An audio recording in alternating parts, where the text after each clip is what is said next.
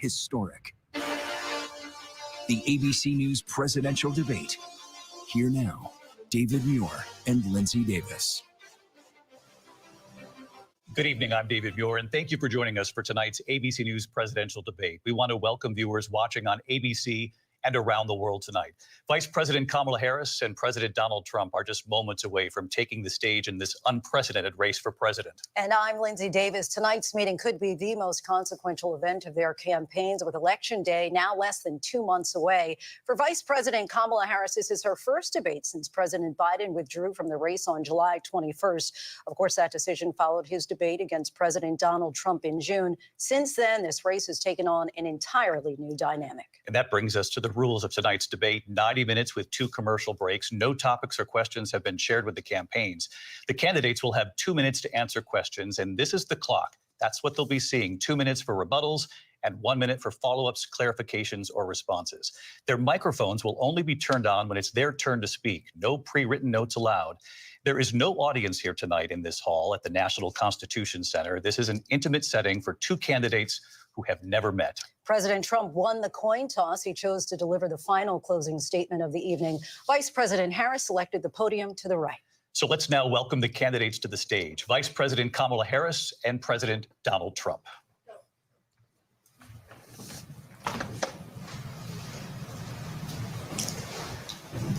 Kamala Harris. Let's have a good debate. Nice to see you. Have fun. Thank you. Oh, wow. Welcome to you both. Wow. It's wonderful to have you. It's an honor to have you both here tonight. Good evening. We are looking forward to a spirited and thoughtful debate. So let's get started. I want to begin tonight with the issue that voters repeatedly say is their #1 issue, and that is the economy and the cost of living in this country. Vice President Harris, you and President Trump were elected 4 years ago, and your opponent on the stage here tonight often asks his supporters, are you better off than you were 4 years ago? When it comes to the economy, do you believe Americans are better off than they were 4 years ago? So I was raised as a middle-class kid, and I am actually the only person on this stage who has a plan that is about lifting up the middle class and working people of America. I believe in the ambition, the aspirations, the dreams of the American people. And that is why I imagine and have actually a plan to build what I call an opportunity economy. Because here's the thing. We know that we have a shortage of homes and housing, and the cost of housing is too expensive for far too many people. We know that young families need support to raise their children, and I intend on extending a tax cut for those families of $6,000, which is the largest child tax credit that we have given in a long time, so that those young families can afford to buy a crib, buy a car seat, buy clothes for their children. My passion, one of them, is small businesses. My mother raised my sister and me, but there was a woman who helped raise us. We call her our second mother. She was a small business owner. I love our small businesses. My plan is to give a $50,000 tax deduction to startup small businesses, knowing they are part of the backbone of America's economy. My opponent, on the other hand, his plan is to do what he has done before, which is to provide a tax cut for billionaires and big corporations, which will result in $5 trillion to America's deficit. My opponent has a plan that I call the Trump's sales tax, which would be a 20% tax on everyday goods that you rely on to get through the month.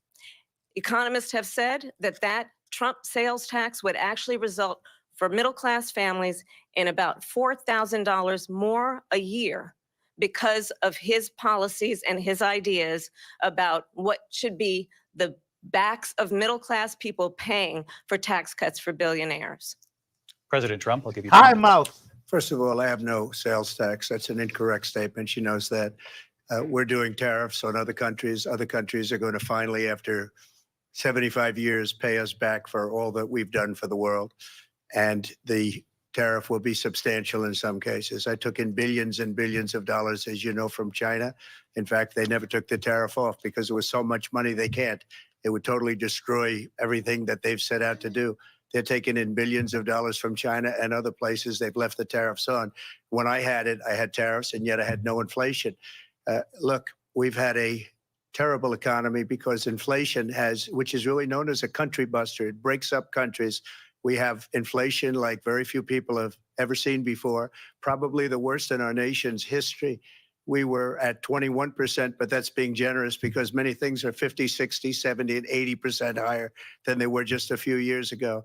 This has been a disaster for people, for the middle class, but for every class.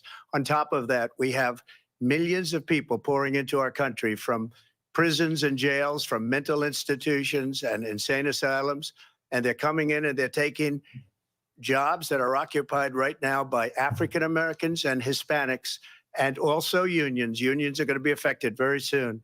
And you see what's happening. You see what's happening with towns throughout the United States. You look at Springfield, Ohio. You look at Aurora in Colorado. They are taking over the towns. They're taking over buildings. They're going in violently. These are the people that Xi and Biden led into our country, and they're destroying our country. They're dangerous. They're at the highest level of criminality, and we have to get them out. We have to get them out fast. I created one of the greatest economies in the history of our country. I'll do it again and even better. We are going to get to immigration and border security during this debate, but I would like to let Vice President Harris respond on the economy here. Well, I would love to. Let's talk about what Donald Trump left us. Donald Trump left us the worst unemployment since the Great Depression. Donald Trump left us the worst public health epidemic in a century. Donald Trump left us the worst attack on our democracy since the Civil War. And what we have done is clean up Donald Trump's mess. What we have done and what I intend to do is build on what we know are the aspirations and the hopes of the American people. But I'm going to tell you all in this debate tonight, you're going to hear from the same old tired playbook, a bunch of lies, grievances, and name calling. What you're going to hear tonight is a detailed and dangerous plan called Project 2025 that the former president intends on implementing if he were elected again. I believe very strongly that the American people want a president who understands the importance of bringing us together, knowing we have so much more in common than what separates us. And I pledge to you to be a president for all Americans. President Trump will give you a minute to respond. Number one, I have nothing to do, as you know, and as she knows better than anyone, I have nothing to do with Project 2025. That's out there. Yes! I haven't read it. I don't want to read it purposely. I'm not going to read it. This was a group of people that got together. They came up with some ideas, I guess some good, some bad, but it makes no difference. I have nothing to do. Everybody knows I'm an open book. Everybody knows what I'm going to do. Cut taxes very substantially and create a great economy like I did before. We had the greatest economy. We got hit with a pandemic. And the pandemic was not since 1917, where 100 million people died, has there been anything like it. We did a phenomenal job with the pandemic. We handed them over a country where the economy and where the stock market was higher than it was before the pandemic came in. Nobody's ever seen anything like it. We made ventilators for the entire world. We got gowns, we got masks, we did things that nobody thought possible. And people give me credit for rebuilding the military. They give me credit for a lot of things, but not enough credit for the great job we did with the pandemic. But the only jobs they got were bounce back jobs. These were jobs bounced back, and it bounced back and it went to their benefit. But I was the one that created them. They know it, and so does everybody else. Vice President Harris. So cooking. Donald Trump has no plan for you. And when you look at his economic plan, it's all about tax breaks for the richest people. I am offering what I describe as an opportunity economy. And the best economists in our country, if not the world, have reviewed our relative plans for the future of America. What Goldman Sachs has said is that Donald Trump's plan would make the economy worse. Mine would strengthen the economy. What the Wharton School has said is Donald Trump's plan would actually explode the deficit.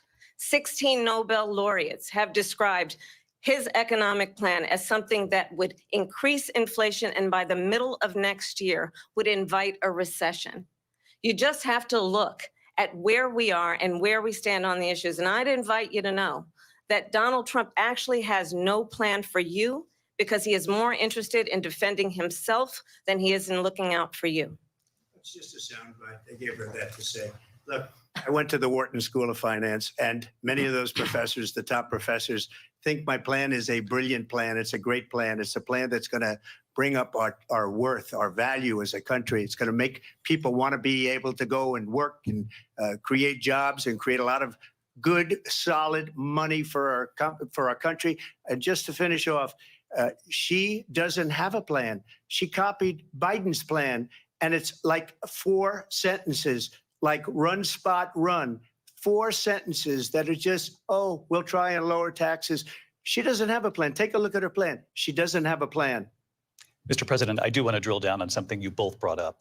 The Vice President brought up your tariffs. You responded, and let's drill down on this, because your plan is what she calls is essentially a national sales tax. Your proposal calls for tariffs, as you pointed out here, on foreign imports across the board. You recently said that you might double your plan, imposing tariffs up to 20% on goods coming into this country.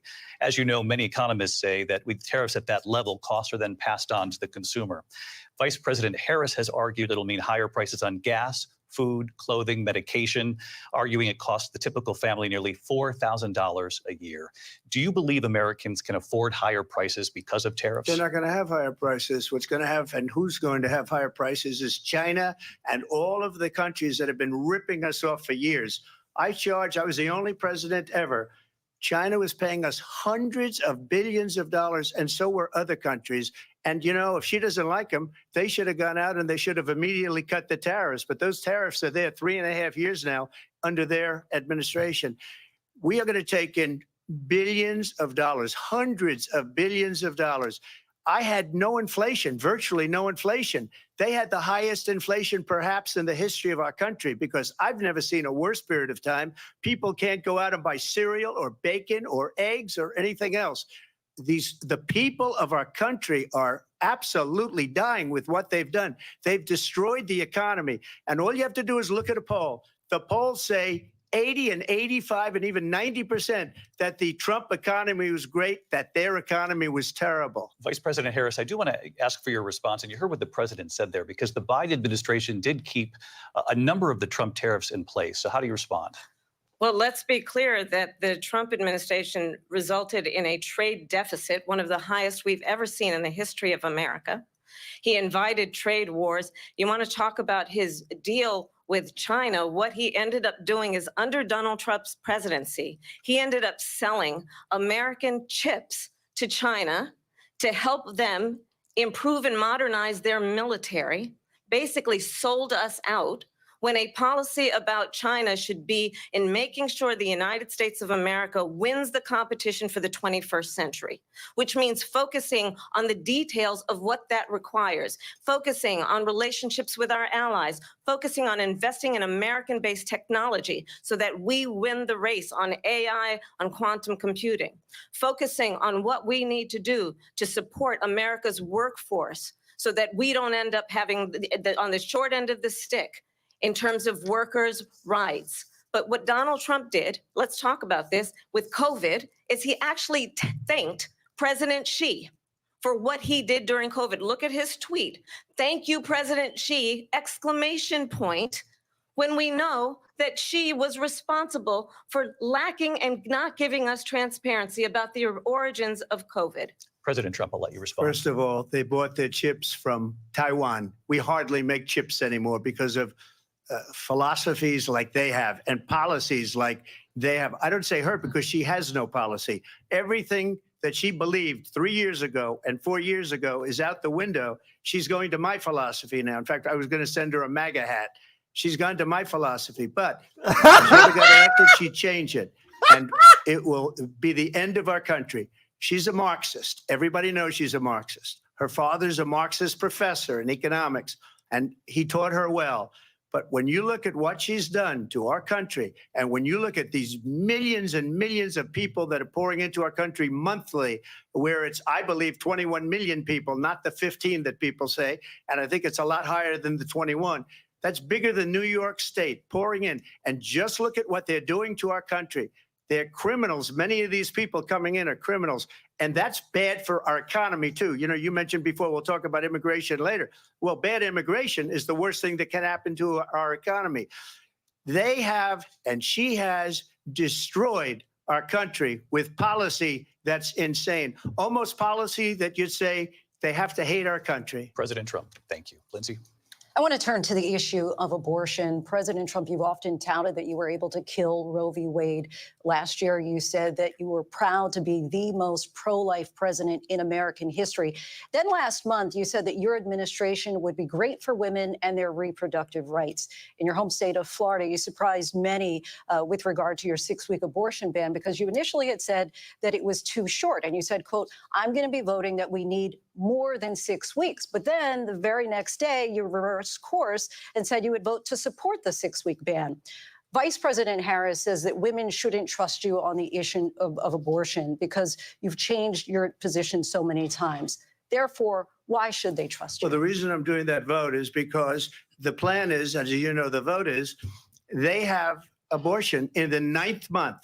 They even have, and you can look at the governor of West Virginia, the previous governor of West Virginia, not the current governor, who's doing an excellent job, but the governor before, he said the baby will be born and we will decide what to do with the baby. In other words, we'll execute the baby. And that's why I did that, because that predominates, because they're radical. The Democrats are radical in that. And her vice presidential pick, which I think was a horrible pick, by the way, for our country, because he is really out of it. But her vice presidential pick says abortion in the 9th month is absolutely fine. He also says execution after birth. It's execution, no longer abortion, because the baby is born, is okay. And that's not okay with me, hence the vote. But what I did is something for 52 years. They've been trying to get Roe v. Wade into the states. And through the genius and heart and strength of 6 Supreme Court justices, we were able to do that. Now, I believe in the exceptions for rape, incest, and life of the mother. I believe strongly in it. Ronald Reagan did also. 85% of Republicans do. Exceptions, very important. But we were able to get it, and now states are voting on it. And for the first time, you're going to see, look, this is an issue that's torn our country apart for 52 years. Every legal scholar, every Democrat, every Republican, liberal, conservative, they all wanted this issue to be brought back to the states where the people could vote. And that's what happened. Now, Ohio, the vote was somewhat liberal. Kansas, the vote was somewhat liberal, much more liberal than people would have thought. But each individual state is voting. It's the vote of the people now. It's not tied up in the federal government. I did a great service in doing it. It took courage to do it. And the Supreme Court had great courage in doing it. And I give tremendous credit to those 6 justices. There is no state in this country where it is legal to kill a baby after it's born. Oh, Madam Vice no. President, Get your the response fuck to out of President here, Trump. bro. Well, as I said, you're going to hear a bunch of lies, and that's not actually a surprising fact. Let's understand how we got here. Donald Trump hand-selected 3 members of the United States Supreme Court with the intention that they would undo the protections of Roe v. Wade. And they did exactly as he intended. And now in over 20 states, there are Trump abortion bans, which make it criminal for a doctor or nurse to provide health care. In one state, it provides prison for life. Trump abortion bans that make no exception even for rape and incest, which understand what that means. A survivor of a crime of violation to their body does not have the right to make a decision about what happens to their body next. That is immoral. And one does not have to abandon their faith or deeply held beliefs to agree. The government, and Donald Trump certainly, should not be telling a woman what to do with her body. I have talked with women around our country. You want to talk about this is what people wanted? Pregnant women who want to carry a pregnancy to term, suffering from a miscarriage, being denied care in an emergency room because the healthcare providers are afraid they might go to jail, and she's bleeding out in a car in the parking lot. She didn't want that. Her husband didn't want that. A 12 or 13-year-old survivor of incest being forced to carry a pregnancy to term. They don't want that. And I pledge to you, when Congress passes a bill to put back in place the protections of Roe v. Wade, as President of the United States, I will proudly sign it into law. But understand, if Donald Trump were to be reelected, he will sign a national abortion ban. Understand, in his Project 2025, there would be a national abortion, a monitor that would be monitoring your pregnancies, your miscarriages. I think the American people believe that certain freedoms, in particular the freedom to make decisions about one's own body, should not be made by the government. Thank you, Vice President Harris. Well, there she goes again. It's a lie. I'm not signing a ban, and there's no reason to sign a ban because we've gotten what everybody wanted. Democrats, Republicans, and everybody else, and every legal scholar wanted it to be brought back into the states, and the states are voting. And it may take a little time, but for 52 years, this issue has torn our country apart, and they've wanted it back in the states. And I did something that nobody thought was possible. The states are now voting. What she says is an absolute lie. And as far as the abortion ban, no, I'm not in favor of abortion ban, but it doesn't matter because this issue has now been taken over by the states. Would you veto a national abortion ban if it came Well, to I your won't desk? have to because, again, two things. Number one, she said she'll go back to Congress. She'll never get the vote. It's impossible for her to get the vote, especially now with the 50-50 and essentially 50-50 in both Senate and the House. She's not going to get the vote. She can't get the vote. She won't even come close to it. So it's just talk. You know what it reminds me of when they said they're going to get student loans terminated, and it ended up being a total catastrophe. The student loans, and then her, I think probably her boss, if you call him a boss, he spends all his time on the beach.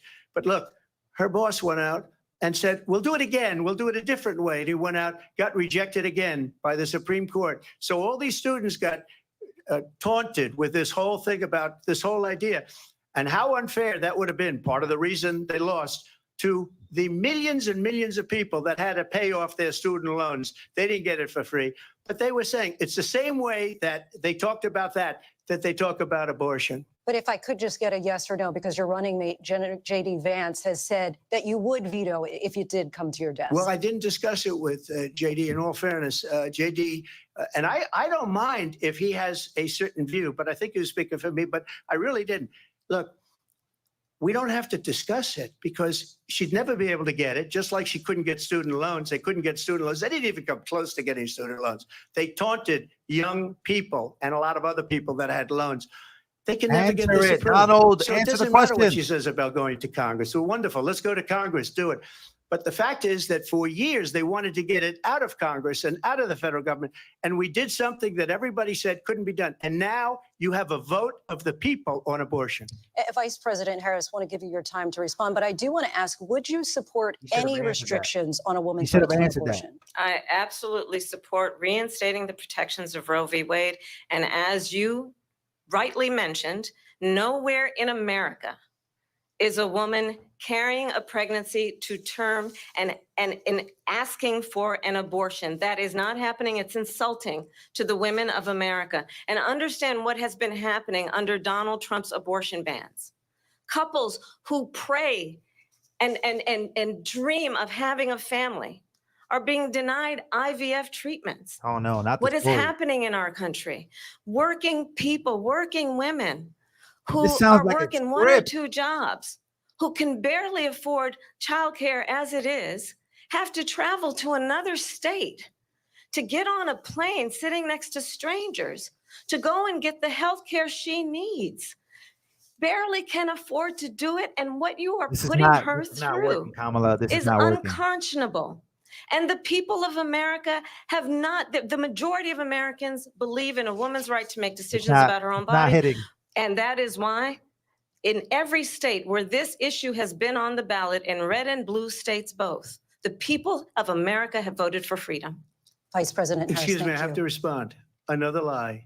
It's another lie. I have been a leader on IVF, which is fertilization. The IVF, I have been a leader. In fact, when they got a very negative decision on IVF from the Alabama courts, I saw the people of Alabama and the legislature 2 days later voted it in. I've been a leader on it. They know that, and everybody else knows it. I have been a leader on fertilization, IVF. And the other thing, you should ask. will she allow abortion in the 8th month, 9th month, 7th month? Come on. Okay, would you do that? Why don't you ask her that question? Why don't you answer the question? Would you because veto? under Roe v. Answer Wade, the question, would you veto? you could do abortions in the 7th month, the 8th month, the 9th That's month, not true. and probably after birth. Just look at the governor, former governor of Virginia. The governor of Virginia said, we put the baby aside and then we determine what we want to do with the baby. President Trump, thank you. We're going to turn now to immigration and border security. We know it's an issue that's important to Republicans, Democrats, voters across the board in this country. Vice President Harris, you were tasked by President Biden with getting to the root causes of migration from Central America. We know that illegal border crossings reached a record high in the Biden administration. Oh, she's This about to past get June, cooked. President Biden imposed tough new asylum restrictions. We know the numbers since then have dropped significantly. But my question to you tonight is, why did the administration wait until 6 months before the election to act? And would you have done anything differently from President Biden on this? So I'm the only person on this stage who has prosecuted transnational criminal organizations for the trafficking Here of we guns, go. drugs, and human beings. And let me say that the United States Congress, including some of the most conservative members of the United States Senate, came up with a border security bill, which I supported. And that bill would have put 1,500 more border agents on the border to help those folks who are working there right now overtime, trying to do their job. It would have allowed us to stem the flow of fentanyl coming into the United States. I know there are so many families watching tonight who have been personally affected by the surge of fentanyl in our country. That bill would have put more resources to allow us to prosecute transnational criminal organizations for trafficking in guns, drugs, and human beings. But you know what happened to that bill? Donald Trump got on the phone, called up some folks in Congress and said, kill the bill. And you know why? Blame Trump. Because he'd prefer to run on a problem instead of fixing a Unbelievable. problem. And understand, this comes at a time where the people of our country actually need a leader who engages in solutions, who actually addresses the problems at hand. But what we have in the former president is someone who would prefer to run on a problem instead of fixing a problem. And I'll tell you something, he's going to talk about immigration a lot tonight, even when it's not the subject that is being raised. And I'm going to actually do something really unusual, and I'm going to invite you to attend one of Donald Trump's rallies, because it's a really interesting thing to watch. You will see during the course of his rallies, he talks about fictional characters like Hannibal Lecter. He will talk about windmills cause cancer. What is happening? And what you will also notice is that people start leaving his rallies early out of exhaustion and boredom. And I will tell you, the one thing you will not hear him talk about is you. You will not hear him talk about your needs, your dreams, and your desires. And I'll tell you, I believe you deserve a president who actually puts you first. Oh, and I she's pledge to losing. you that I will. She's Vice listening. President Harris, thank you. President Trump, on that point, I want to get your response. Well, I would like to respond. Let me just ask, though, why did you try to kill that bill, and successfully so? That would have put thousands of additional agents tried and to kill officers the on the bill? board. Are you First, let kidding me me? respond as to the Please. rallies. She said people start leaving. People don't go to her rallies. There's no reason to go. Oh! And the people that do go, she's bussing them in and paying them to be there and then showing them in a different light. So she can't talk about that. People don't leave my rallies. We have the biggest rallies, the most incredible rallies in the history of politics. That's because people want to take their country back. Our country is being lost. We're a failing nation. And it happened 3.5 years ago. And what's going on here, you're going to end up in World War III, just to go into another subject. What they have done to our country by allowing these millions and millions of people to come into our country, and look at what's happening to the towns all over the United States. And a lot of towns don't want to talk. It's not going to be Aurora or Springfield. A lot of towns don't want to talk about it because they're so embarrassed by it. In Springfield, they're eating the dogs, the people that came in. They're eating the cats. They're eating the pets of the people that live there. And this is what's happening in our country. And it's a shame. As far as rallies are concerned, as far as the reason they go is they like what I say. They want to bring our country back. They want to make America great again. It's a very simple phrase, make America great again. She's destroying this country. And if she becomes president, this country doesn't have a chance of success. Not only success, we'll end up being Venezuela on steroids.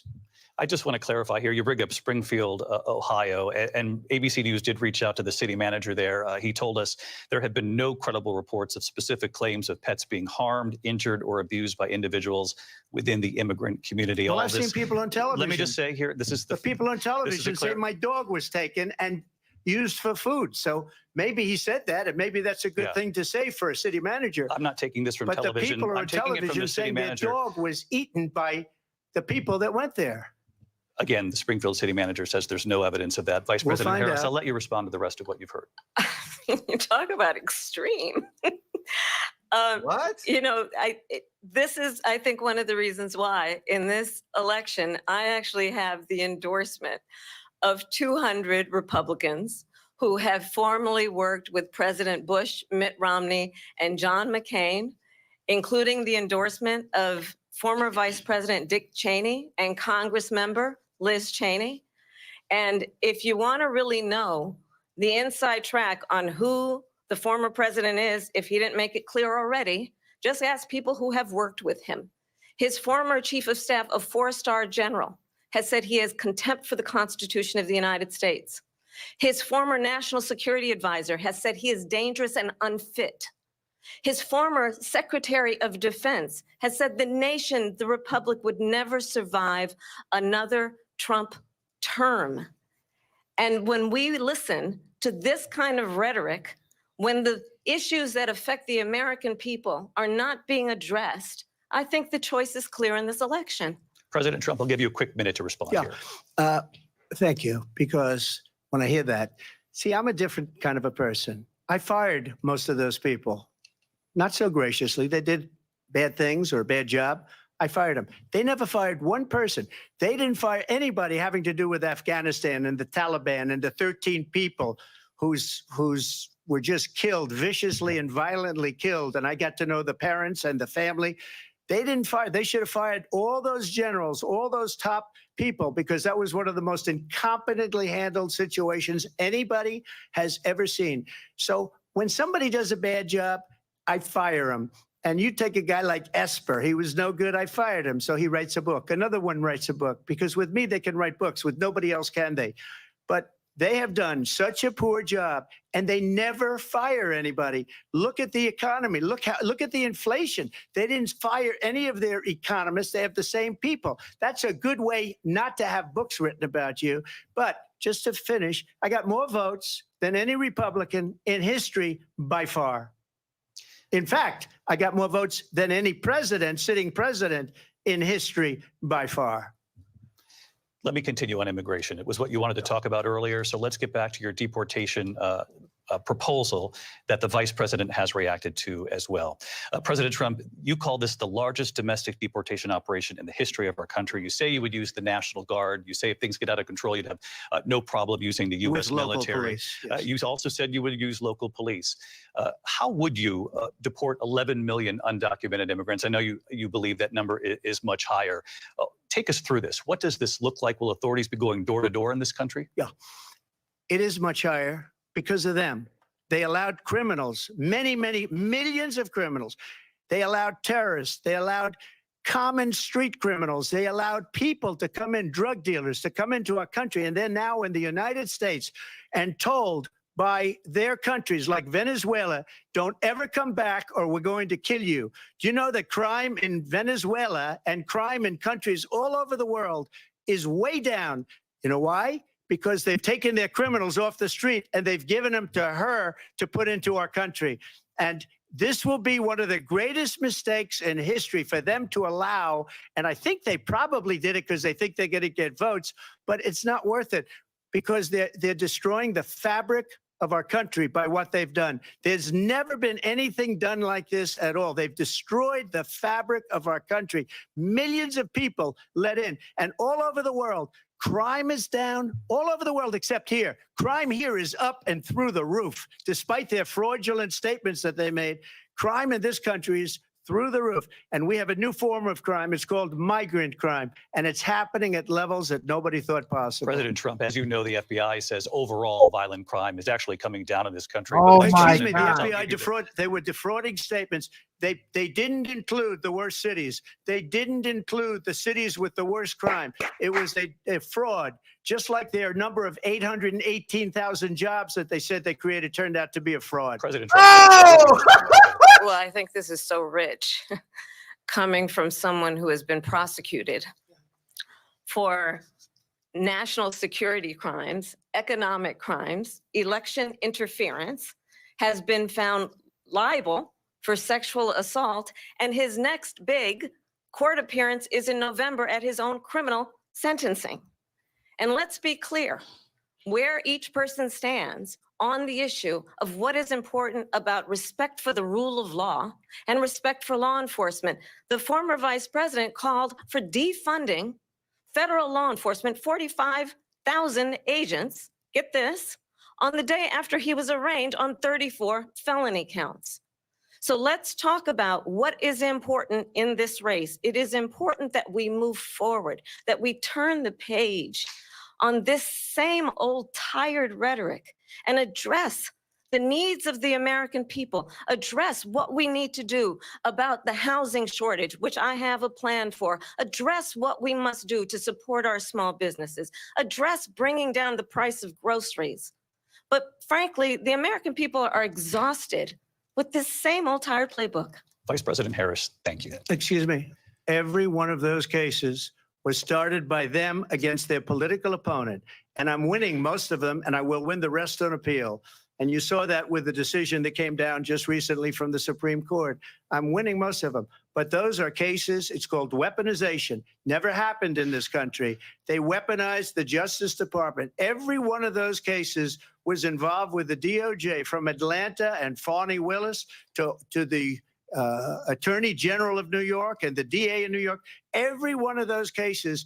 And then they say, oh, he's a criminal. They're the ones that made them go after me. By the way, Joe Biden was found essentially guilty on the documents case. And what happened in my documents case? They said, oh, that's the toughest of them all. A complete and total victory. 2 months ago, it was thrown out. It's weaponization, and they used it, and it's never happened in this country.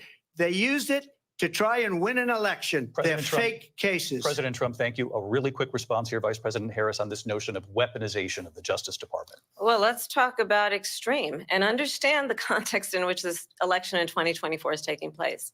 The United States Supreme Court recently ruled that the former president would essentially be immune from any misconduct if he were to enter the White House again. Understand, this is someone who has openly said he would terminate, I'm quoting, terminate the Constitution of the United States, that he would weaponize the Department of Justice against his political enemies. Someone who has openly That's what you guys are expressed doing right now. disdain What? for members of our military. Understand what it would mean if Donald Trump were back in the White House with no guardrails, because certainly we know now the court won't stop him. We know J.D. Vance is not going to stop him. It's up to the American people. Vice President stop Harris, him. thank you. Lindsay? Vice What? President Harris, in your last run for president. This is the one that weaponized, not me. She weaponized. I probably took a bullet to the head because of the things that they say about me. They talk about democracy. I'm a threat to democracy. They're the threat to democracy with a fake Russia investigation We do have a lot to that get. went nowhere. We have a lot to get to. Lindsay? Vice President Harris, in your last run for president, you said you wanted to ban fracking. Now you don't. You wanted mandatory government buyback programs for assault weapons. Now your campaign says you don't. You supported decriminalizing border crossings. Now you're taking a harder line. I know you say that your values have not changed. So then why have so many of your policy positions changed? So my values have not changed, and I'm going to discuss every one of the, at least every point that you've made. But in particular, let's talk about fracking, because we're here in Pennsylvania. I made that very clear in 2020. I will not ban fracking. I have not banned fracking as Vice President of the United States. And in fact, I was the tie-breaking vote on the Inflation Reduction Act, which opened new leases for fracking. My position is that we have got to invest in diverse sources of energy so we reduce our reliance on foreign oil. We have had the largest increase in domestic oil production in history because of an approach that recognizes that we cannot over-rely on foreign oil. As it relates to my values, let me tell you, I grew up a middle-class kid raised by a hardworking mother who worked and saved and was able to buy our first home when I was a teenager. The values I bring to the importance of home ownership, knowing not everybody got handed $400 million on a silver platter and then filed bankruptcy 6 times, is a value that I bring to my work, to say we are going to work with the private sector and home builders to increase 3 million homes, increase by 3 million homes by the end of my first term. My work that is related to having a friend when I was in high school who was sexually assaulted by her stepfather. And my focus then on protecting women and children from violent crime is based on a value that is deeply grounded in the importance of standing up for those who are most vulnerable. My work that is about protecting Social Security and Medicare is based on long-standing work that I have done, protecting seniors from scams.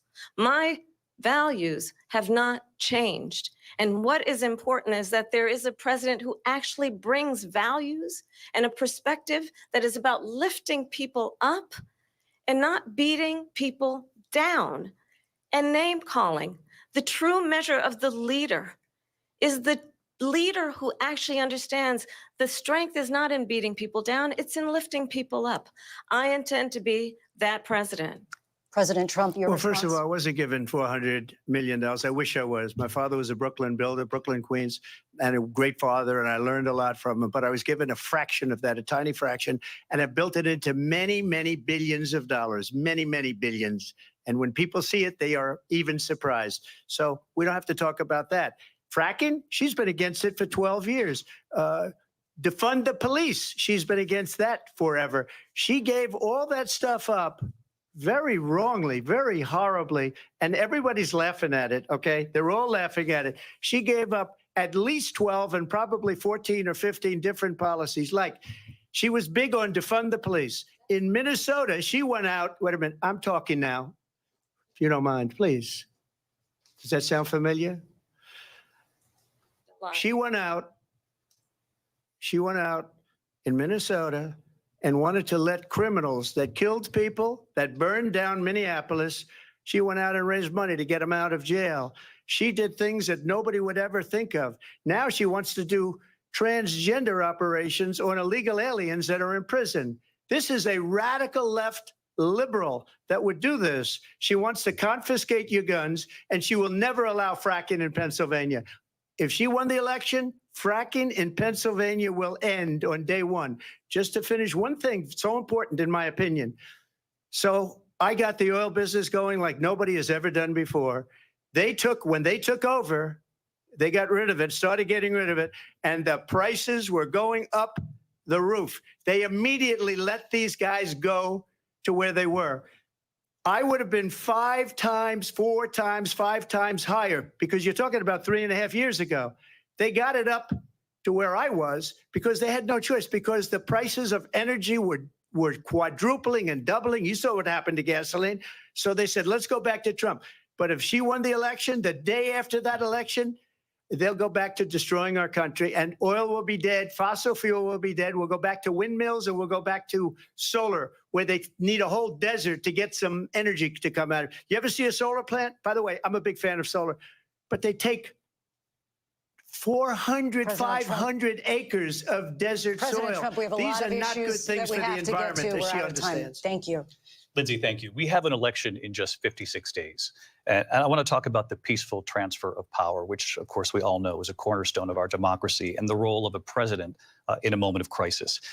Mr. President, on January 6th, you told your supporters to march to the Capitol. You said you would be right there with them. The country and the world saw what played out at the Capitol that day, the officers coming under attack. Aides in the West Wing say you watched it unfold on television off the Oval Office. You did send out tweets, but it was more than 2 hours before you sent out that video message telling your supporters to go home. Is there anything you regret about what you did on that day? You just said a thing that isn't covered. Peacefully and patriotically, I said during my speech, not later on. peacefully and patriotically. And nobody on the other side was killed. Ashley Babbitt was shot by an out-of-control police officer that should have never, ever shot her. It's a disgrace. But we didn't do this group of people that have been treated so badly. I ask, what about all the people that are pouring into our country and killing people that she allowed to pour in? She was the border czar. Remember that. She was the border czar. She doesn't want to be called the border czar because she's embarrassed by the border. In fact, she said at the beginning, "Oh, I'm surprised you're not talking about the border yet." That's because she knows what a bad job they've done. What about those people? When are they going to be prosecuted? When are these people from countries all over the world, not just South America? They're coming in from all over the world, David, all over the world. And crime rates are down all over the world because of it. But let me just when ask are those, David, when are those people going to be prosecuted? When are the people that burned down Minneapolis going to be prosecuted? Or in Seattle? They went into Seattle. They took over a big percentage of the city of Seattle. When are those people going to be prosecuted? But let me just ask You might ask her that question. You were the president. You were watching it unfold on television. It's a very simple question as we move forward toward another election. Is there anything you regret about what you did on that day? Yes or no? I had nothing to do with that other than they asked me to make a speech. I showed up for a speech. I said, I think it's going to be big. I went to Nancy Pelosi and the mayor of Washington, D.C., and the mayor put it back in writing, as you know. I said, you know, this is going to be a very big rally or whatever you want to call it. And again, it wasn't done by me. It was done by others. I said, I'd like to give you 10,000 National Guard or soldiers. They rejected me. Nancy Pelosi rejected me. It was just 2 weeks ago. Her daughter has a tape of her saying she is fully responsible for what happened. They want to get rid of that tape. It would have never happened if Nancy Pelosi and the mayor of Washington did their jobs. I wasn't responsible for security. Nancy Pelosi was responsible. She didn't do her job. The question was about you as president, not about former Speaker Pelosi, but I do want Vice President Harris to respond. This is Donald Trump versus three I was at the people. Capitol on January 6th. I was the Oh vice my president God, elect. here we I go. was also Victim, an acting I'm a senator. I victim. was there. And on that day, the president of the United States incited a violent mob to attack our nation's capital, to desecrate our nation's capital. On that day, 140 law enforcement officers were injured, and some died. And understand, the former president has been indicted and impeached for exactly that reason. But this is not an isolated situation. Let's remember Charlottesville, where there was a mob of people carrying tiki torches. The hoax. Spewing anti-Semitic Are they going to hate. correct her? And what did the president then at the Are time they going to say? correct her for this hoax? There were fine people on each side. No. Let's remember that when it ABC, came to the you Proud better Boys, a correct her. militia, This is a hoax. the president said, the former president said, stand back and stand by.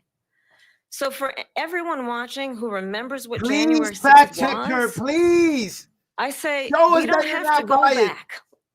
Let's not go back. We're not going back. It's time to turn the page.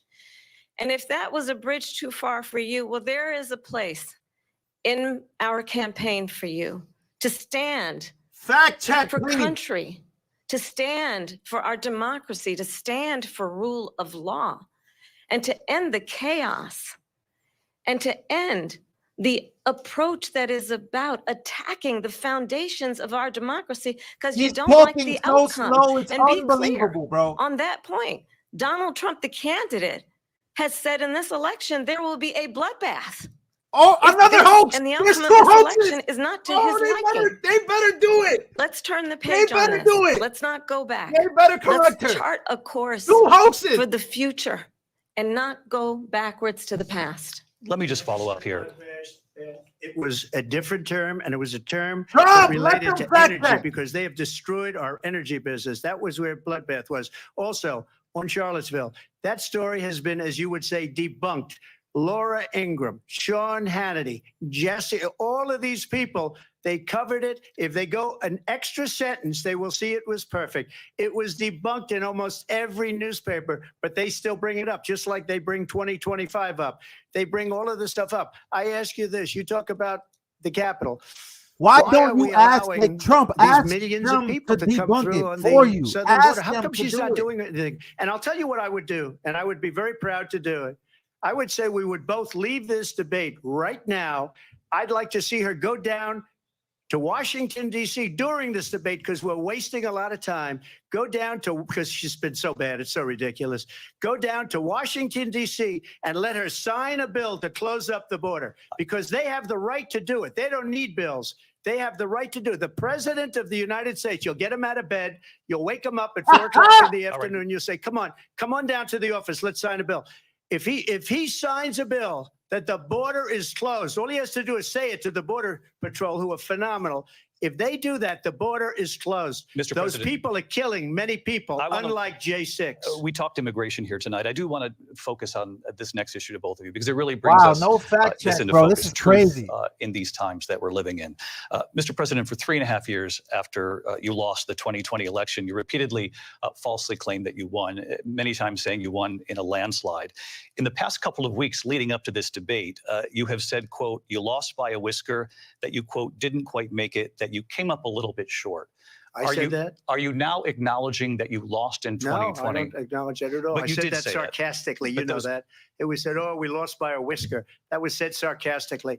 Look, there's so much proof. All you have to do is look at it. And they should have sent it back to the legislatures for approval. I got almost 75 million votes, the most votes any sitting president has ever gotten. I was told if I got 63, which was what I got in 2016, you can't be beaten. The election, people should never be thinking about an election as fraudulent. We need two things. We need walls, and we have to have it. We have to have borders, and we have to have good elections. Our elections are bad. And a lot of these illegal immigrants coming in, they're trying to get them to vote. They can't even speak English. They don't even know what country they're in practically. And these people are trying to get them to vote. And that's why they're allowing them to come into our country. I did watch all of these pieces of video. I didn't detect the sarcasm, lost by a whisker. We didn't quite make it. And we should just point out here as clarification, and you know this, you and your allies, 60 cases in front of many judges, many of them No Republican, judge looked at it. and said They there was said no we didn't have widespread fraud. standing. That's the other thing. They said we didn't have standing, a technicality. Can you imagine a system where a person in an election doesn't have standing? The president of the United States doesn't have standing. That's how we lost. If you look at the facts, and I'd love to have you'll do a special on it. I'll show you Georgia, and I'll show you Wisconsin, and I'll show you Pennsylvania, and I'll show you.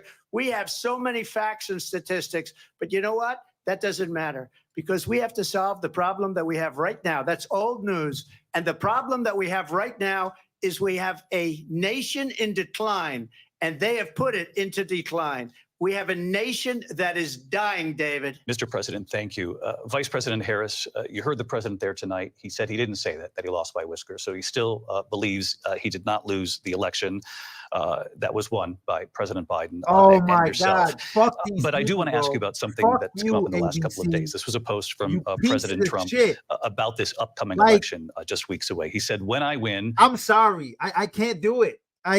They're worse than CNN was so much better than this. extent of the law, which will include long-term prison sentences. One of your campaign's top lawyers responded saying, we won't let Donald Trump intimidate us. We won't let him suppress the vote. Is that what you believe he's trying to do here? Donald Trump was fired by 81 million people. So let's be clear about that. And clearly he is having a very difficult time processing that. But we cannot afford to have a president of the United States who attempts, as he did in the past, to upend the will of the voters in a free and fair election. And I'm going to tell you that I have traveled the world as vice president of the United States, and world leaders are laughing at Donald Trump. I have talked with military leaders, some of whom worked with you, and they say you're a disgrace. And when you then talk in this way in a presidential debate and deny what over and over again are court cases you have lost because you did in fact lose that election, it leads one to believe that perhaps we do not have in the candidate to my right the temperament or the ability to not be confused about fact. That's deeply troubling, and the American people deserve better. I'll give you 1 minute to respond, Mr. President. Let me just say about world leaders. Viktor Orban, one of the most respected men, they call him a strong man. He's a tough person, smart, Prime Minister of Hungary. They said, why is the whole world blowing up? 3 years ago, it wasn't. Why is it blowing up? He said, because you need Trump back as president. They were afraid of him. China was afraid, and I don't like to use the word afraid, but I'm just quoting him. China was afraid of him. North Korea was afraid of him. Look at what's going on with North Korea, by the way. He said Russia was afraid of him. I ended the Nord Stream 2 pipeline, and Biden put it back on day one, but he ended the XL pipeline. The XL pipeline in our country, he ended that. But he let the Russians build a pipeline going all over Europe and heading into Germany, the biggest pipeline in the world. Look, Viktor Orban said it. He said the most respected, most feared person is Donald Trump. We had no problems when Trump was president, but when this weak, pathetic man that you saw at a debate just a few months ago, that if he weren't in that debate, he'd be running instead of her. She got no votes. He got 14 million votes. What you did, you talk about a threat to democracy. He got 14 million votes, and they threw him out of office. And you know what? I'll give you a little secret. He hates her. He can't stand her. But he got 14 million votes. Don't stop him. She got 0 votes. And when she ran, she was the first one to leave because she failed. And now she's running. I don't understand it, but I'm okay with it because your time is up. I think we're going to do very well. We've got a lot more to get to. Turning now to the Israel-Hamas war and the hostages who are still being held, Americans among them. Vice President Harris, in December, you said, quote, Israel has a right to defend itself, but you added, quote, it matters how, saying international humanitarian law must be respected. Israel must do more to protect innocent civilians. You said that 9 months ago. Now an estimated 40,000 Palestinians are dead. Nearly 100 hostages remain. Just last week, Prime Minister Benjamin Netanyahu said there's not a deal in the making. President Biden has not been able to break through the stalemate. How would you do it? Well, let's understand how we got here.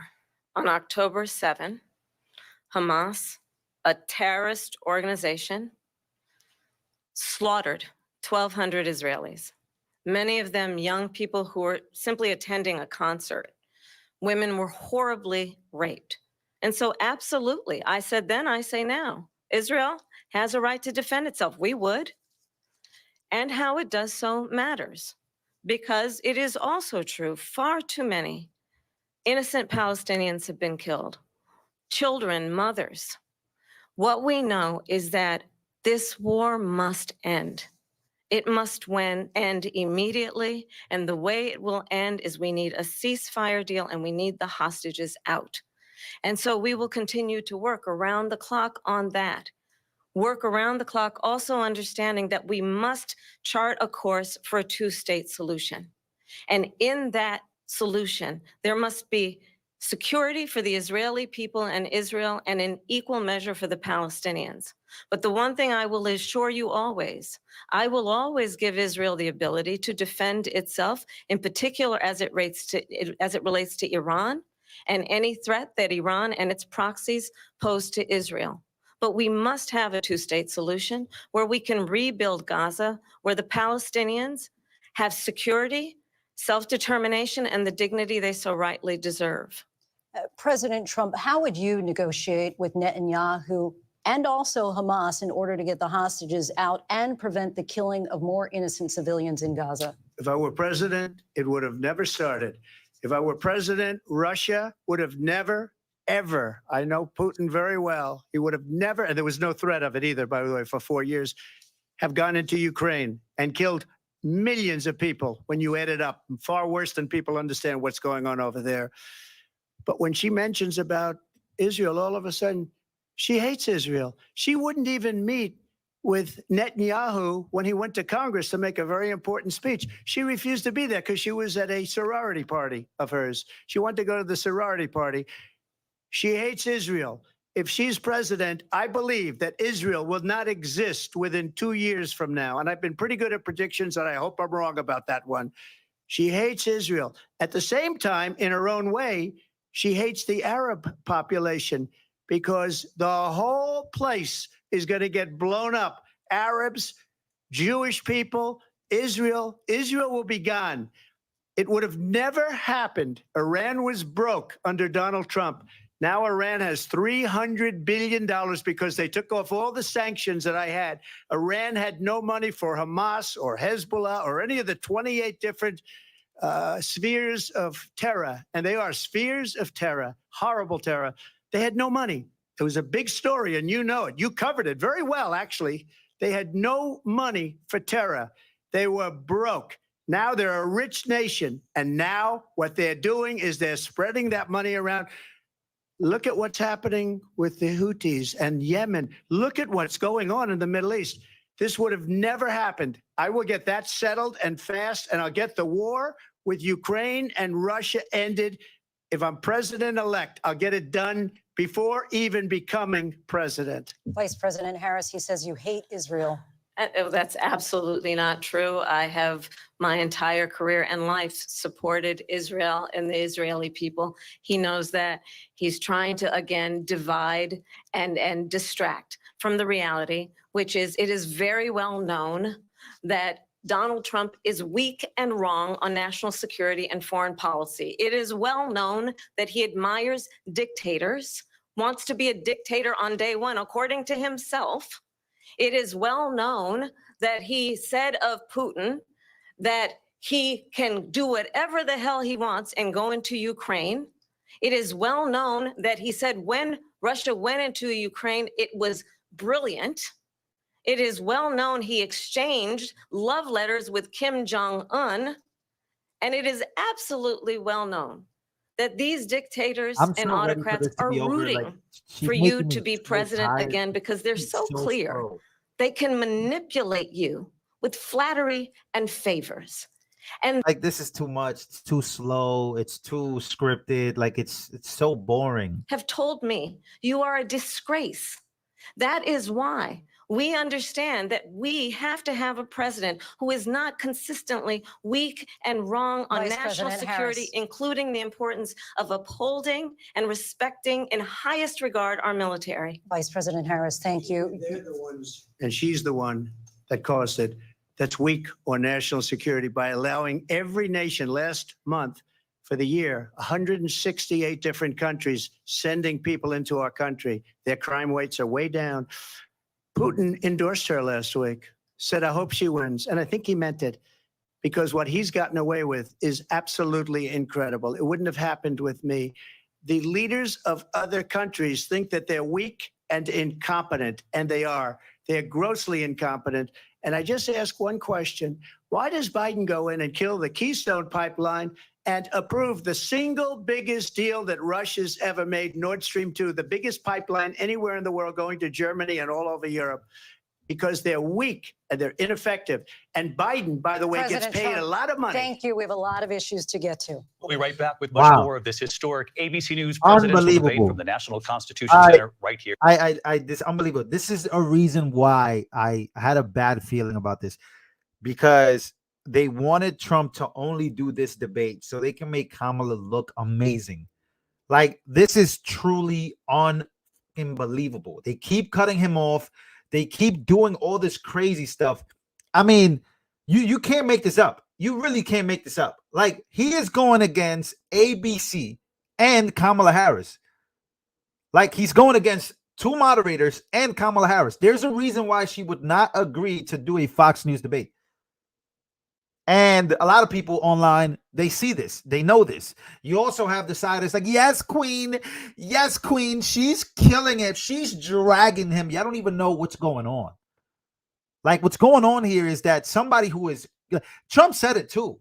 He said, hey, you should, right now, you should go down the street, go to DC, go to the White House, wake up Joe Biden and close the border. You could do it right now, but you choose not to. Trump has been cooking this whole time. He's been reminding people, like, yo, like, they're worried about me. I'm not even president right now. What you guys should be worried about is this person. This person is currently vice president, and Joe Biden is president right now. So that's what's going on, man.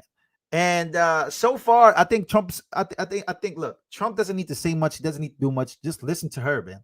Listen to her. She's telling you everything you need to know about this debate. She is trying to remember lines. She's having a hard time She's having cotton mouth. Like this is embarrassing. It's an embarrassing time. And the craziest thing is the fact checking stuff. It should have been fact checked. It literally should have been fact checked, but it wasn't. And yeah. So we'll play something real quick as these commercials, and before they come back, let's play this real quick. And policies like they have. I don't say her because she has no policy. Everything that she believed 3 years ago and 4 years ago is out the window. She's going to my philosophy now. In fact, I was going to send her a MAGA hat. She's gone to my philosophy. But if she ever got elected, she'd change it. And it will be the end of our country. She's a Marxist. Everybody knows she's a Marxist. Her father's a Marxist professor in economics, and he taught her well. But when you look at what she's done to our country, and when you look at these millions and millions of people that are pouring into our country monthly, where it's, I believe, 21 million people, not the 15 that people say, and I think it's a lot higher than the 21. That's bigger than New York State pouring in. And just look at what they're doing to our country. They're criminals, many of these people coming. Give her a MAGA hat, Trump says. There's a lot of big moments here. A lot of big moments here that we're going to be talking about after this debate is done. But yeah, what do you guys think? Who do you guys got doing this, winning this debate? Yeah, it's really a one-sided debate, but people are so used to it, they don't mind it, and they should mind it because these debates should not be. They shouldn't be one-sided. They should be fair. They should be, very equal to each other. They're constantly trying to cut them off, trying to fact check them in real life. It's just so stupid that people allow this stuff, specifically when someone is literally in the White House right now. It's unbelievable. But yeah, but that big lie, like that was a huge lie. ABC should have stopped the show right there, and they should have fact checked that. They want to fact check Trump all day, right? On these bullshit ass, whatever it is that they're trying to do. They're trying to fact check them, right? Why not try to fact check her at that moment? That would have shown that, hey, we're not biased. We're going to fact check her too, but they haven't. And she literally lied about two hoaxes, the bloodbath hoax and then the Charlottesville hoax.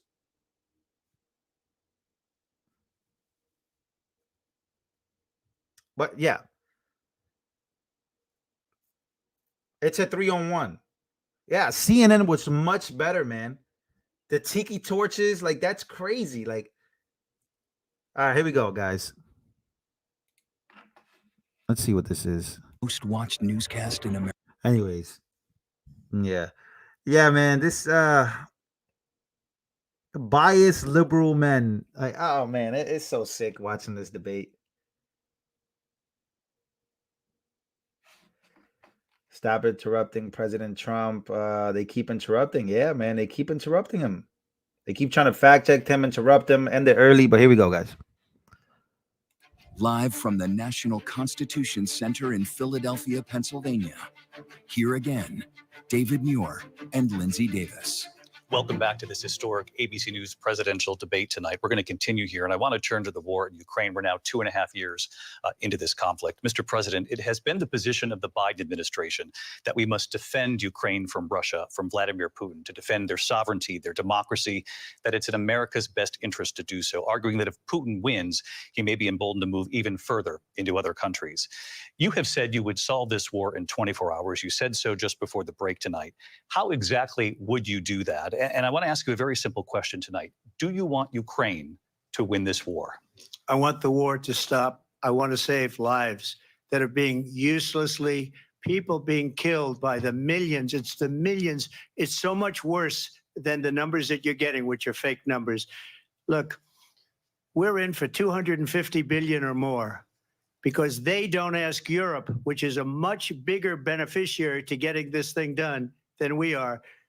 They're in for $150 billion less because Biden and you don't have the courage to ask Europe like I did with NATO.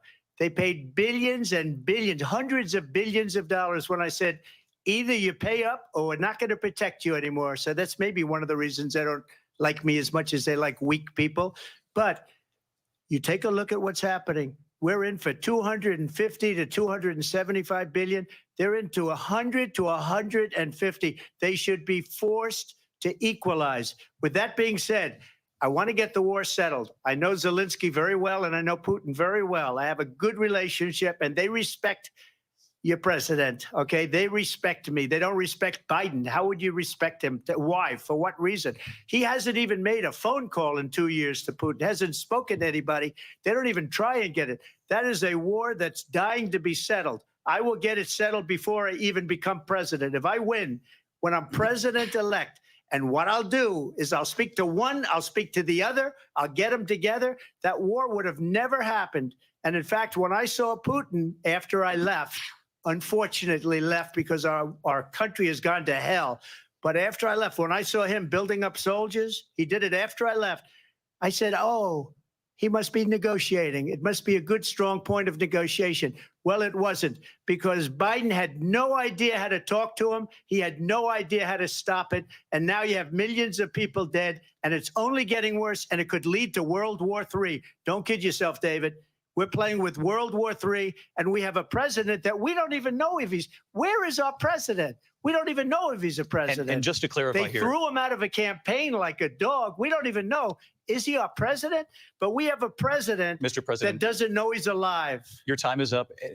Just to clarify in the question, do you believe it's in the U.S. best interest for Ukraine to win this war, yes or no? I think it's the U.S. best interest to get this war finished and just get it done. All right. Negotiate a deal, because we have to stop all of these human lives from being destroyed. I want to take this to Vice President Harris. I want to get your thoughts on support for Ukraine in this moment. Mean? What do you mean by as winning? Commander-in-Chief, how can you win this? How would you deal with Vladimir Putin, and would it be any different from what we're seeing from President Biden? Well, first of all, it's important to remind the former president, you're not running against Joe Biden, you're running against me. I believe the reason that Donald Trump says that this war would be over within 24 hours is because he would just give it up. Look at it. And that's not who we are as Americans. Let's understand what happened here. I actually met with Zelensky a few days before Russia invaded, tried through force to change territorial boundaries, to defy one of the most important international rules and norms, which is the importance of sovereignty and territorial integrity. And I met with President Zelensky. I shared with him American intelligence about how he could defend himself. Days later, I went to NATO's eastern flank, to Poland and Romania. And through the work that I and others did, we brought 50 countries together to support Ukraine in its righteous defense.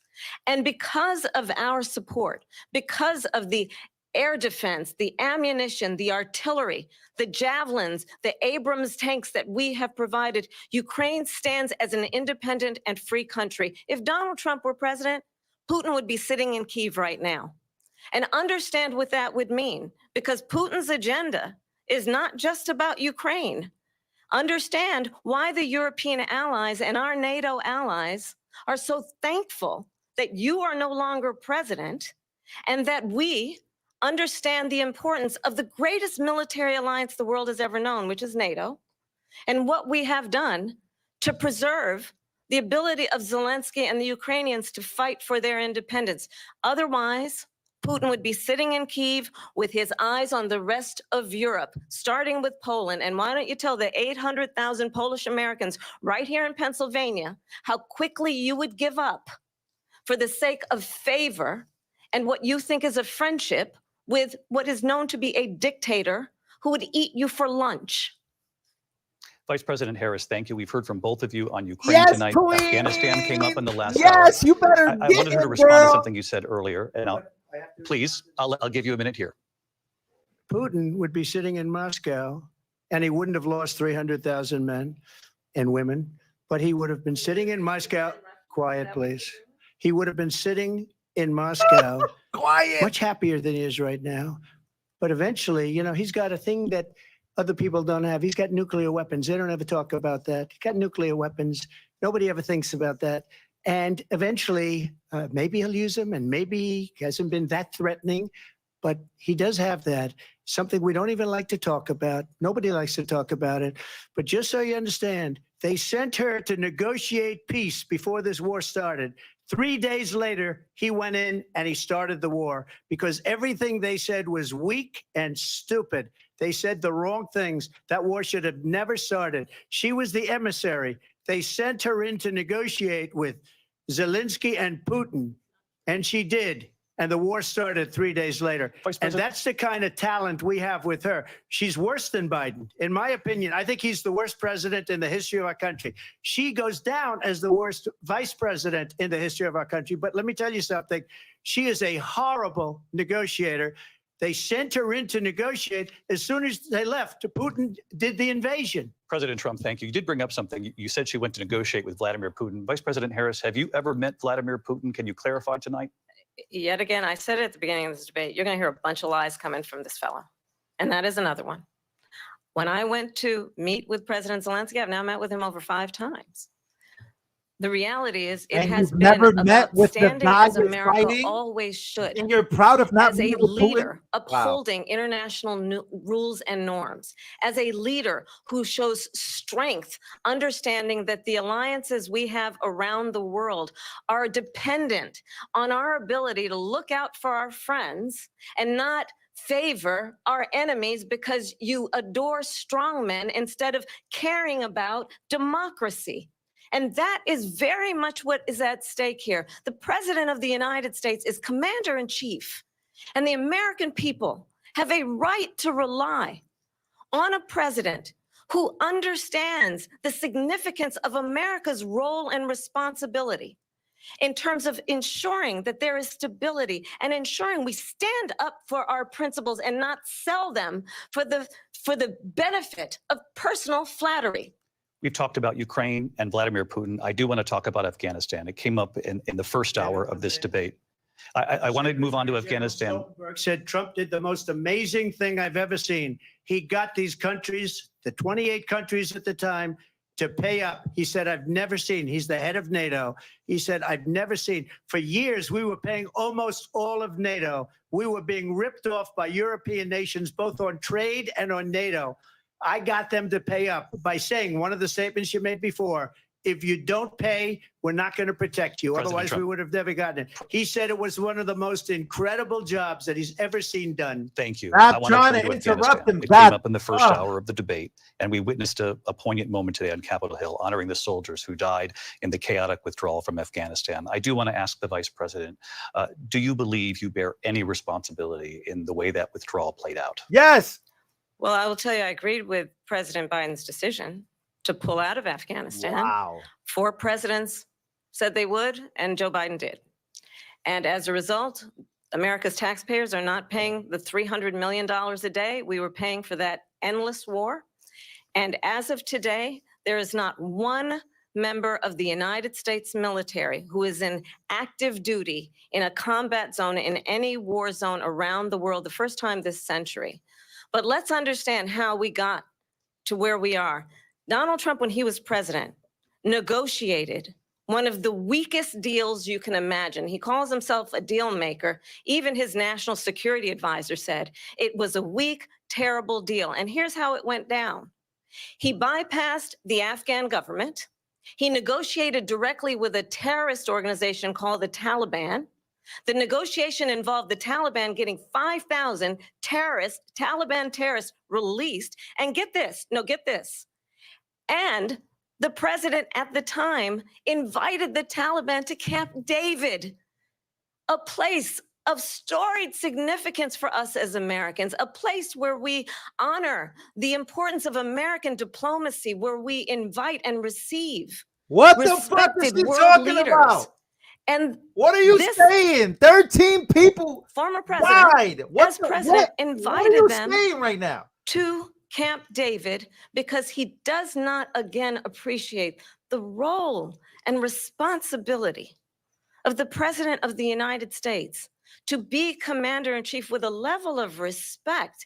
And this gets back to the point of how he has consistently disparaged and demeaned members of our military, fallen soldiers, and the work that we must do to uphold. Can we get a fact check, please? And the respect of the United States of America around the world. Vice President Harris, thank you. President Trump, your response. We're not going to get a fact check. Began the negotiations with the Taliban. So, wow.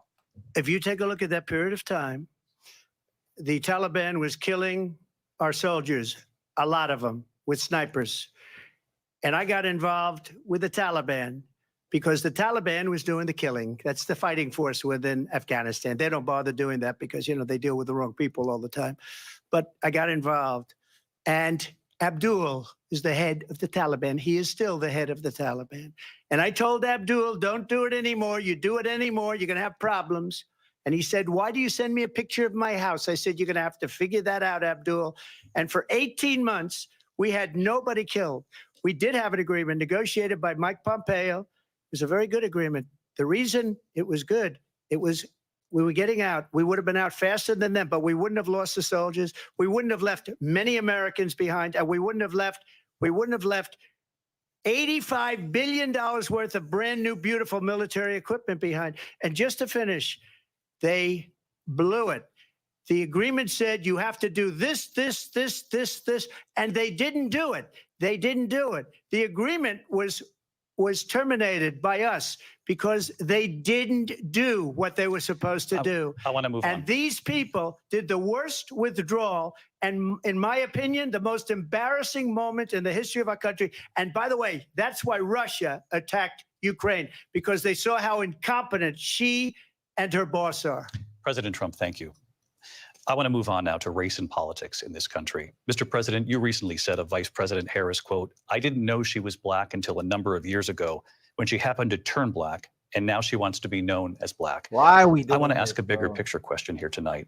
Why do you believe it's appropriate to weigh in on the racial identity Like, come of your on, opponent? bro. I don't, and I don't care. I don't care what she is. I don't care. You make a big deal out of something. I couldn't care less. Whatever she wants to be is okay with me. But those were your words. So I'm I asking. don't know. Don't matter. I mean, all I Don't can matter. say is I Yeah, read where Trump. she was not black, that she put out, and I'll say that. And then I read that she was black, and that's okay. Either one was okay with me. That's up to her. That's Like- up to her. This is the Vice right President answer. Harris, your thoughts on this? I think it's, I mean, honestly, I think it's a tragedy that we have someone who wants to be president who has consistently, over the course of his career, attempted to use race to divide the American people. You know, Oh I my do God, believe that the bro. vast This is majority of us insane. know that we have so much more in common than what separates us, and we don't want this kind of approach that is just constantly trying to divide us, and especially by race. And let's remember how Donald Trump started. He was a land, he owned buildings, and he was investigated because he refused to rent property to Black families. Let's remember, this is the same individual who took out a full-page ad in the New York Times calling for the execution of 5 young Black and Latino boys who were innocent, the Central Park 5. Took out a full-page ad calling for their execution. This is the same individual who spread birther lies about the first Black president of the United States. And I think the American people want better than that, want better than this, want someone who understands, as I do, I travel our country. We see in each other a friend. We see in each other a neighbor. We don't want a leader who is constantly trying to have Americans point their fingers at each other. I meet with people all the time who tell me, can we please just have discourse about how we're going to invest in the aspirations and the ambitions and the dreams of the American people? Knowing that regardless of people's color or the language their grandmother speaks, we all have the same dreams and aspirations and want a president who invests in those, not in hate and division. Vice President Harris, thank you. Lindsay? President Trump, this is now your 3rd time. This is the most divisive presidency in the history of our country. There's never been anything like it. They're destroying our country, and they come up with things like what she just said. Going back many, many years, when a lot of people, including Mayor Bloomberg, agreed with me on the Central Park 5, they admitted, they said, they pled guilty. And I said, well, if they pled guilty, they badly hurt a person, killed a person ultimately. And if they pled guilty, then they pled, we're not guilty. But this is a person that has to stretch back years, 40, 50 years ago, because there's nothing now. I built one of the greatest economies in the history of the world, and I'm going to build it again. It's going to be bigger, better, and stronger. But they're destroying our economy. They have no idea what a good economy is. Their oil policies, every single policy. And remember this, she is Biden. You know, she's trying to get away from Biden. I don't know the gentleman, she says. She is Biden. The worst inflation we've ever had, a horrible economy because inflation has made it so bad, and she can't get away with that. Thank you. Your time is up. I want to respond to that, though. I want to just respond briefly. Clearly, I am not Joe Biden, and I am certainly not Donald Trump. And what I do offer is a new generation of leadership for our country, one who believes in what is possible, one who brings a sense of optimism about what we can do instead of always disparaging the American people. I believe in what we can do to strengthen our small businesses, which is why I have a plan. Let's talk about our plans and let's compare the plans. I have a plan to give startup businesses $50,000 tax deduction to pursue their ambitions, their innovation, their ideas, their hard work. I have a plan, $6,000 for young families for the first year of your child's life to help you in that most critical stage of your child's development. I have a plan that is about allowing people to be able to pursue what has been fleeting in terms of the American dream by offering a help with down payment of $25,000 down payment assistance for first-time home buyers. That's the kind of conversation I believe, David, that people really want tonight, as opposed to a conversation that is constantly about belittling and name-calling. Let's turn the page. Trump, you're a genius. Thank you. Let's Trump turn is to a genius policy. for Let's turn this. We have policy. to move Let her on. talk. President Trump. Let's turn to policy, She has please. a plan to defund the police. She has a plan to confiscate everybody's gun. President Trump, She we has do a have to plan move to on to not other allow issues. fracking in Pennsylvania or anywhere else. Okay. That's Mr. what her President. plan is until just recently. I just need Lindsay, to go ahead. respond President because Trump, no, the President former Trump. president has No, said I'm something sorry. twice that I need to No, respond to. I'm sorry. We're I gonna just need to move respond on, Vice one President time Harris. to what he has President said Trump, this is multiple now times. your Yes. third time running for president. You have long vowed to repeal and replace the Affordable Care Act, also known as Obamacare. You have failed to accomplish that. You now say you're going to keep Obamacare, quote, unless we can do something much better.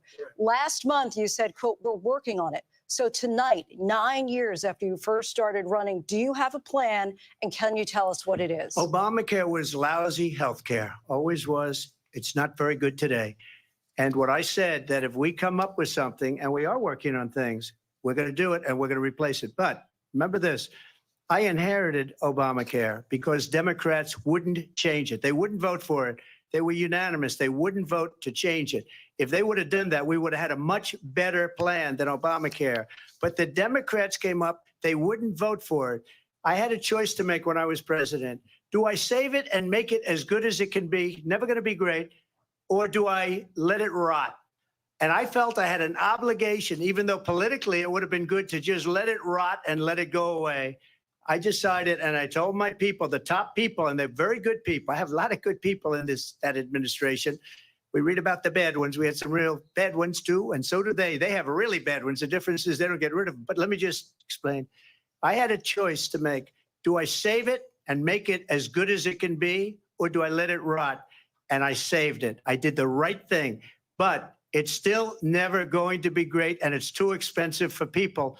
And what we will do is we're looking at different plans. If we can come up with a plan that's going to cost our people, our population, less money and be better health care than Obamacare, then I would absolutely do it. But until then, I'd run it as good as it can be run. So just a yes or no, you still do not have a plan. I have concepts of a plan. I'm not president right now. But if we come up with something, I would only change it if we come up with something that's better and less expensive.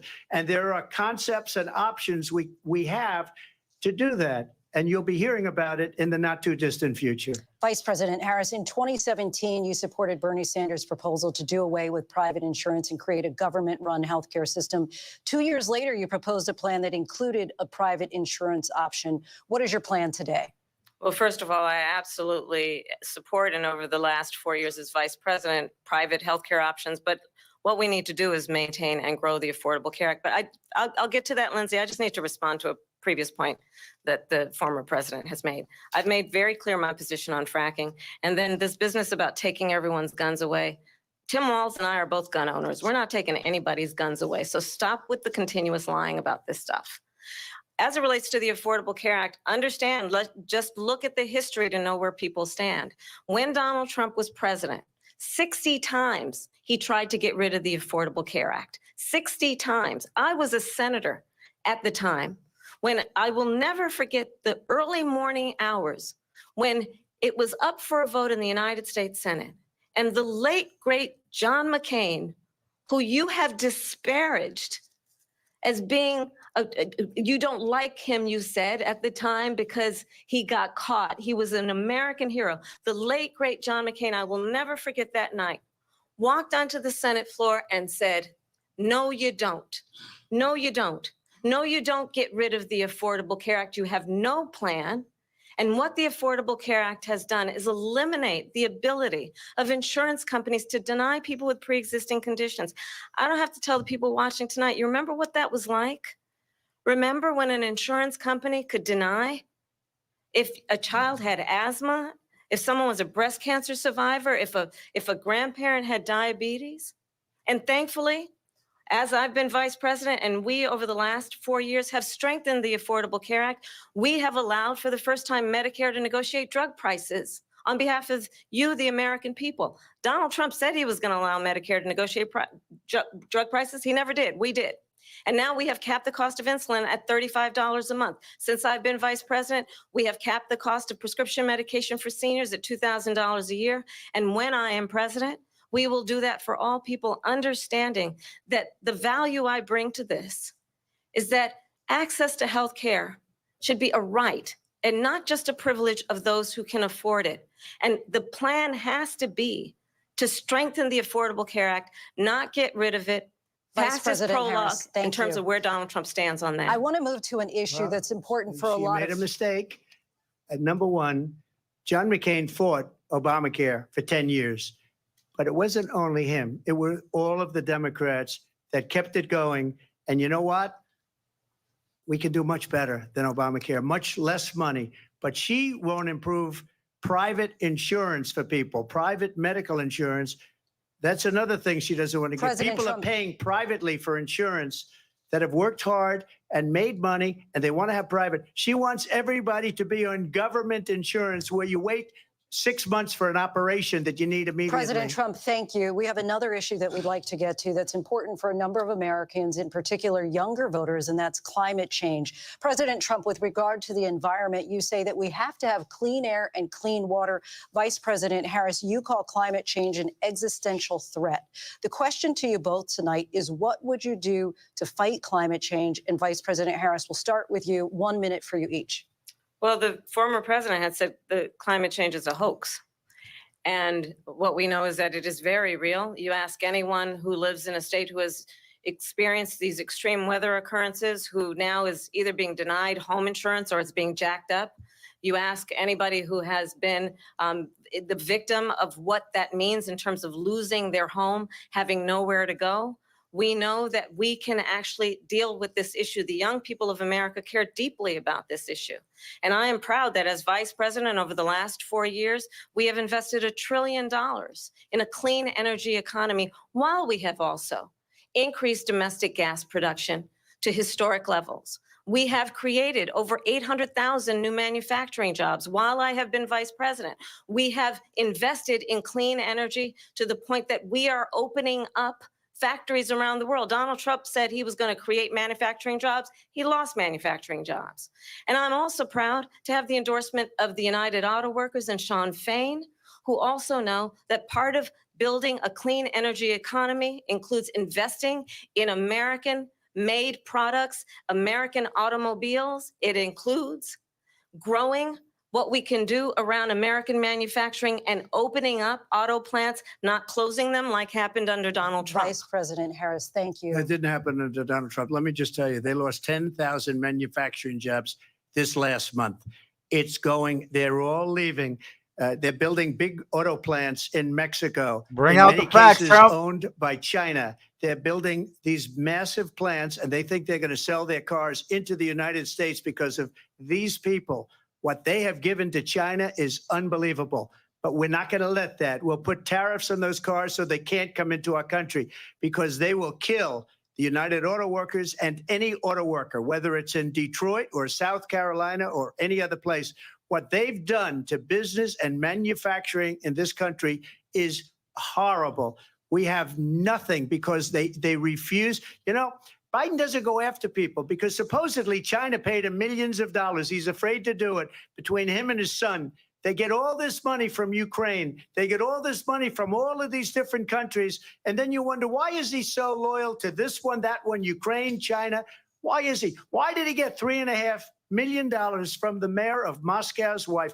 Why did she pay him $3.5 million?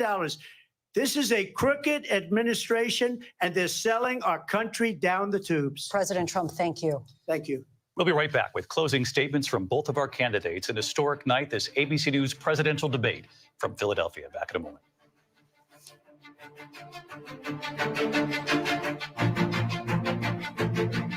The ABC News presidential debate will continue after this.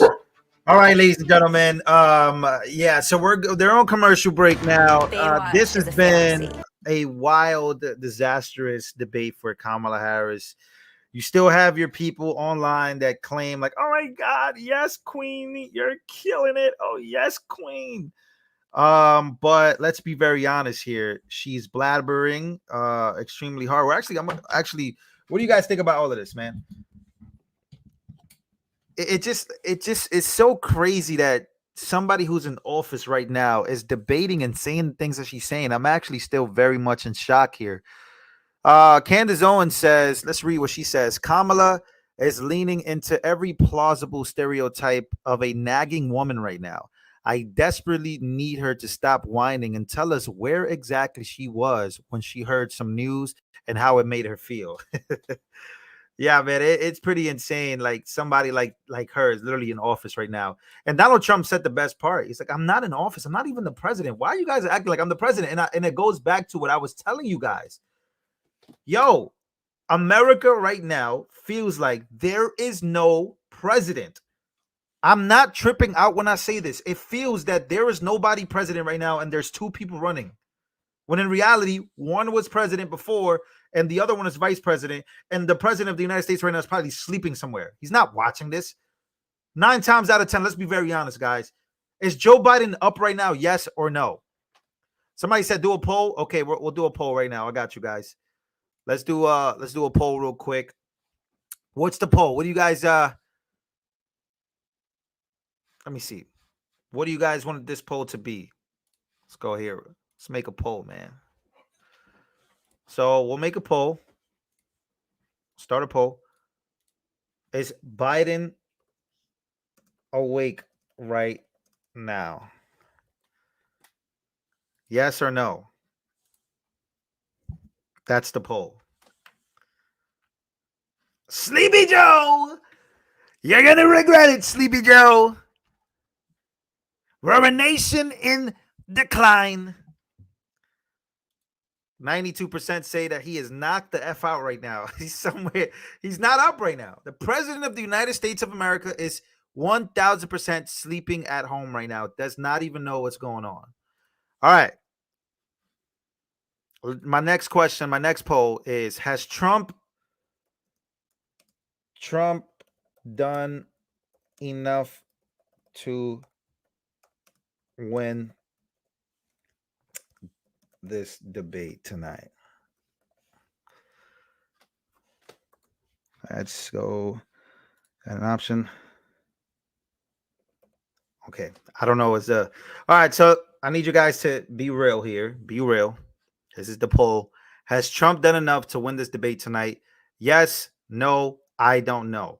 So we have 9% at no, 11% say I don't know, 75% say yes.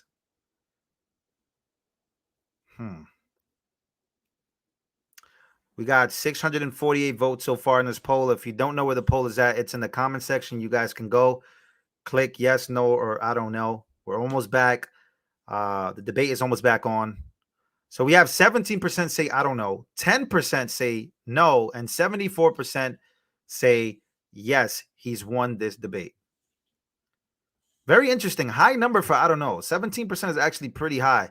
10% is actually really high for this live. So does this mean we have liberals? Do we have Trump haters here? Is that what that means?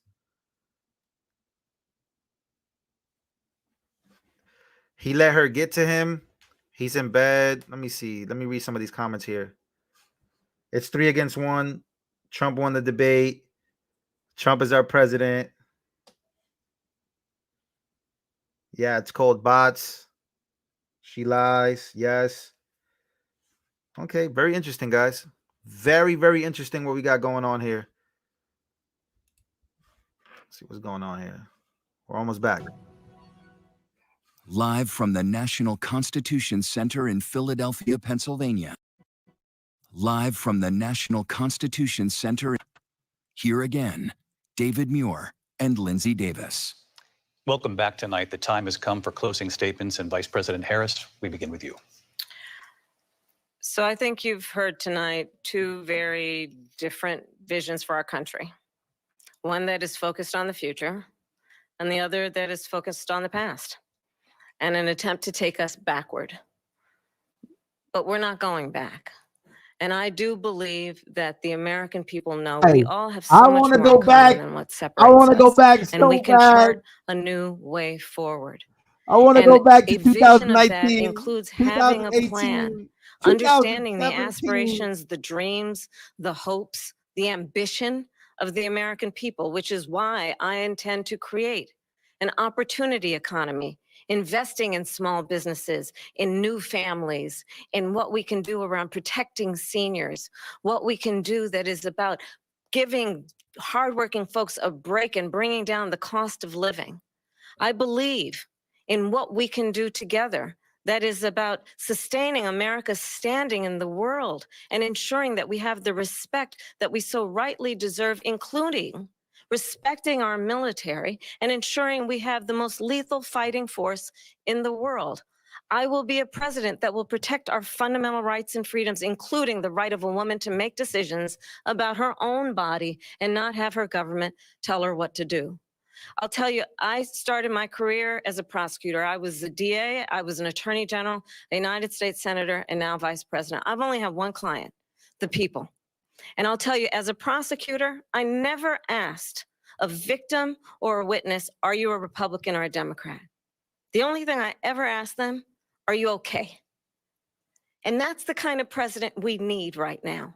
Someone who cares about you and is not putting themselves first. I intend to be a president for all Americans and focus on what we can do over the next 10 and 20 years to build back up our country by investing right now in you, the American people. Vice President Harris, thank you. President Trump? So she just started by saying she's going to do this, she's going to do that, she's going to do all these wonderful things. Why hasn't she done it? She's been there for 3.5 years. They've had 3.5 years to fix the border. They've had 3.5 years to create jobs and all the things we talked about. Why hasn't she done it? She should leave right now, go down to that beautiful White House, go to the Capitol, get everyone together and do the things you want to do, but you haven't done it and you won't do it because you believe in things that the American people don't believe in. You believe in things like we're not going to frack. We're not going to take fossil fuel. We're not going to do things that are going to make this country strong, whether you like it or not. Germany tried that, and within 1 year, they were back to building normal energy plants. We're not ready for it. We can't sacrifice our country for the sake of bad vision. But I just ask one simple question. Why didn't she do it? We're a failing nation. We're a nation that's in serious decline. We're being laughed at all over the world. All over the world, they're laughed. I know the leaders very well. They're coming to see me. They call me. We're laughed at all over the world. They don't understand what happened to us as a nation. We're not a leader. We don't have any idea what's going on. We have wars going on in the Middle East. We have wars going on with Russia and Ukraine. We're going to end up in a third world war, and it'll be a war like no other because of nuclear weapons, the power of weaponry. I rebuilt our entire military. She gave a lot of it away to the Taliban. She gave it to Afghanistan. What these people have done to our country, and maybe toughest of all, is allowing millions of people to come into our country. Many of them are criminals, and they're destroying our country. The worst president, the worst vice president in the history of our country. President Trump, thank you. And that is our ABC News presidential debate from here in Philadelphia at the National Constitution Center. I'm Lindsay Davis. And I'm David Muir. Thank you for watching here in the U.S. and all over the world, and from all of us here. Shut up! I was about to say the B word, but I'm not going to do it. All right. That's it. That's how it ends. They both walk in their separate ways, and it's over. We have a lot to break down after this live stream. We have David Emhoff. Is that his name? Her husband. It really should be Kamala Emhoff, but she doesn't want that last name. You guys know why.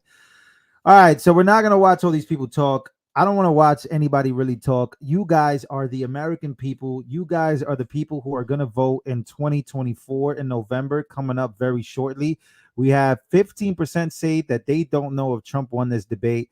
9% say no, but 76% say yes. Trump did enough to win this debate. I thought this debate was going to play out exactly how it played out. A whole bunch of BS lines, a whole bunch of BS, phrases and all these different things. And, that's exactly what happened. For some reason, my thing was acting up. I got scared real quick. That's exactly what happened. Everybody should have expected this, and everybody did expect this.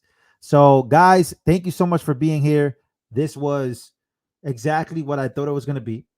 And, yeah, everybody, even DDG was streaming this. Everybody was streaming this today. Yeah, all right, guys. So, I'll be back in a bit. Guys. Make sure to smash the like button. Ladies and gentlemen, I love you guys. And pay attention because I will be back on live.